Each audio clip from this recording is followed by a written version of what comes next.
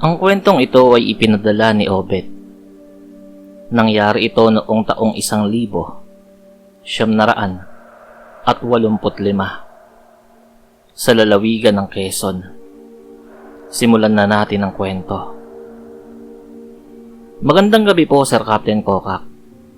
Sana po ay maitago nyo na lang po ako sa pangalang Obet upang mapangalagaan ang aking tunay na pagkakakilanlan. Matagal na po akong nakikinig sa inyo simula pa noong nakaraang taon dahil sunod-sunod na ang mga nagpapadala sa inyo ng kwento. Naisipan ko na ring ipasulat sa aking anak ang totoong karanasan ko noong ako'y binata pa sa Quezon.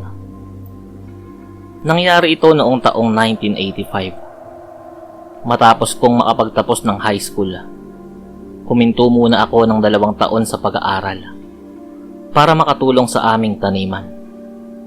Layunin kong makaipon para maituloy ang aking kolehiyo. Sa umaga, katulong ako sa bukid. Sa gabi naman ay sumasama ako sa mga tanod ni Tio Andres sa pagroronda sa aming barangay. Kapitan kasi ng lugar namin si Tio. Sayang din ang kikitain ko sa pagbabantay sa gabi. Hindi naman masyadong nakakapagod dahil nakakaidlit pa kami sa pagitan ng aming pag-iikot. Mabuting tao si Tio Andres. Matulungin siya at marunong makinig sa hinaing ng kanyang mga nasasakupan. Kaya naman mahal na mahal siya ng mga tao. Tuwang-tuwa kami kapag siya ang kasama sa pagroronda, lalo na kapag umaga, dahil hindi kami pinagbabayad sa mga karinderyang kinakainan namin.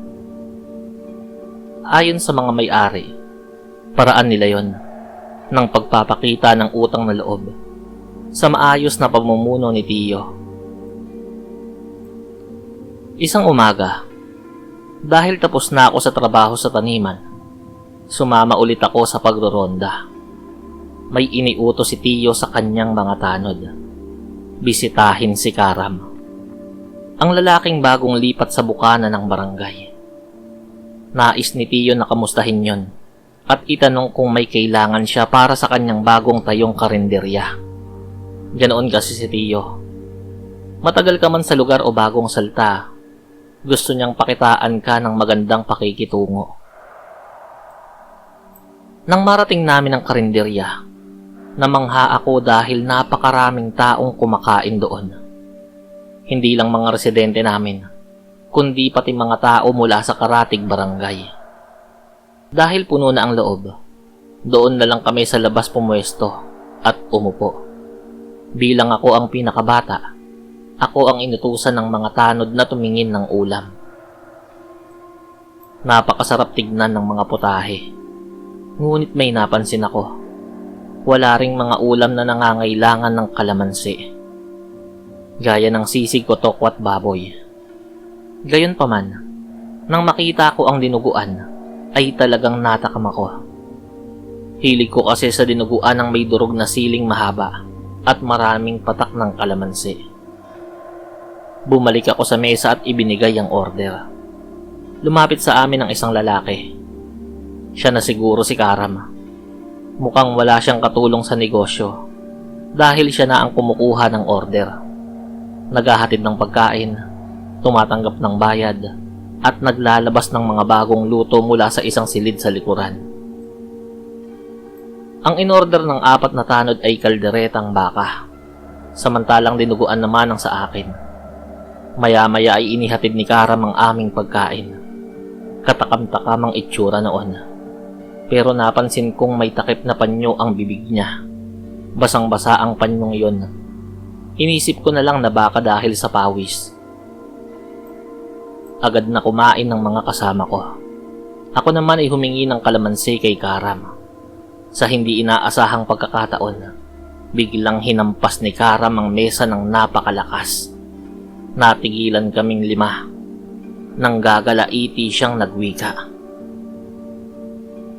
"Hindi mo ba makakain yan ng walang kalamansi?" Nang lilisik ang kanyang mga mata. Sa takot, hinawakan na ng mga tanod ang kanilang mga yantok. Handa nang lumaban. Biglang dumating si Tio Andres. O Karam, kumusta ang negosyo? Wala bang nanggugulo sa iyo rito? Nakangiting tanong ni Tio. Biglang nagbago ang timpla ni Karam. Nawala ang galit sa kanyang mga mata at tila naging maamo. Sinabi ni Tio na pamangkin niya ako at biro niyang sinabi sa akin na kainin na lang daw ang ulam kahit walang kalamansi. Umupo si Tio at umorder din ng kaldereta. Habang nakatalikod si Karam, may ibinulong si Tio sa isang tanod.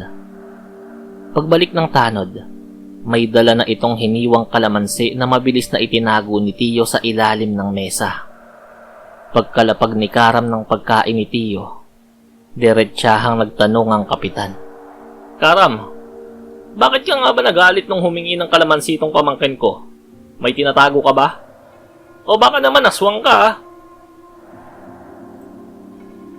Hindi pa nakakasagot si Karam ay inilabas ni Tio ang mga kalamansi at mabilis na ipinatak sa kaldereta at sa dinuguan ko. Biglang sumabog ang masangsang na amoy. Ang mga ulam ay naging kulay itim at nilabasan ng mga uod na naggagalawan. Nagpulasan ng mga tao dahil sa takot. Tinanggal ni Karam ang kanyang panyo. Wala man siyang pangil, ay halos bumaha naman ang malapot na laway mula sa kanyang bibig. Tinangka niyang dambahin si Tio, pero mabilis na nakailag ang kapitan. Gamit ang yantok, pinalo ni Tio ng malakas sa tagiliran si Karam hanggang sa ito ay mamilipit. Agad siyang tinalian ng mga tanod. Hindi man napatunayan na aswang siya sa paraang pagpapalit ng anyo. Sapat na ang nadiskubre sa loob ng kanyang silid upang makulong siya habang buhay. Mga putol na bahagi ng katawan ng tao, nabubulok at inuuod na ginagawa niyang sangkap sa kanyang mga ulam. Captain Kokak, ito ang karanasang hinding-hindi ko makakalimutan. Nawa ay mapili mo ito at maitampok sa iyong channel. Maraming salamat po.